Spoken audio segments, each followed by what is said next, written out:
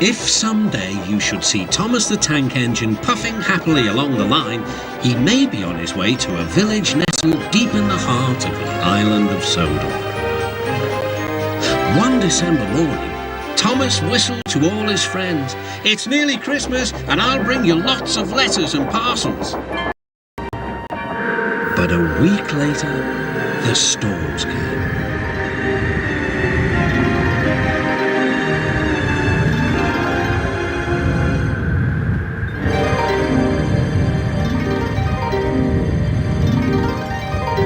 The island was covered with thick snow.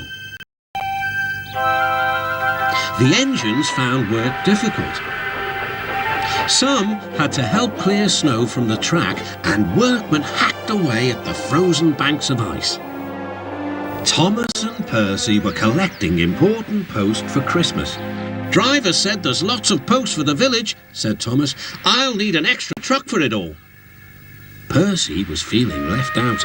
"It's not fair. You're not leaving any post for me." But Percy's chance had come.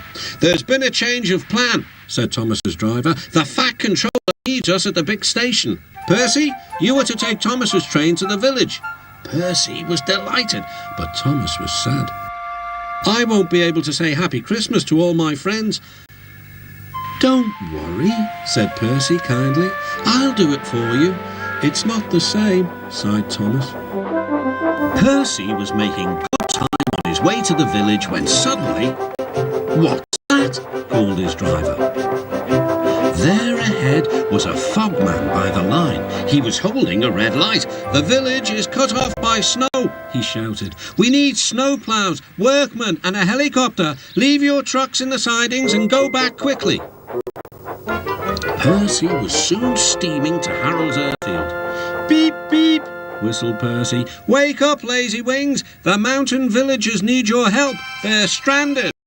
"Whiz-ow," replied Harold. "I like an emergency to keep me warm." And he buzzed away. "Now," sighed Percy, "what's next?" Suddenly, there was Thomas with Terence the tractor and a works train. "Come on, Percy," whistled Thomas. "Follow me." The two engines battled their way through the snow. At last, they reached the village. Harold was already there, busily dropping food to people and animals. Terence quickly got to work. "Lovely stuff," he said as he pushed the snow aside. "Well done, Percy. Well done, Thomas," cheered the villagers. "You're the best Santa Claus this village has ever had." "What's a Santa Claus?" asked Percy. "Santa Claus is someone who drops presents down chimneys at Christmas time." Percy looked at his funnel.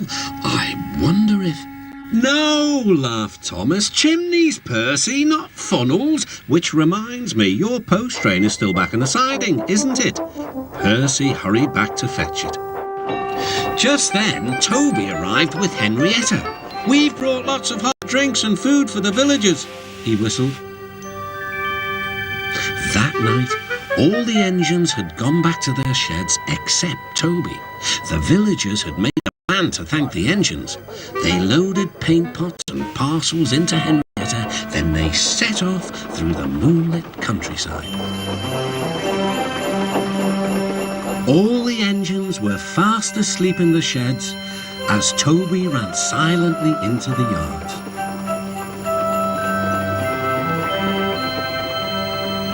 He had no idea what the villagers were going to do, but he knew it was going to be a big surprise. When the engines woke the next morning, they could not believe their eyes. The sheds had been repainted and decorated. Parcels lay everywhere. The engines whistled in delight, and everyone agreed that it was really a happy Christmas.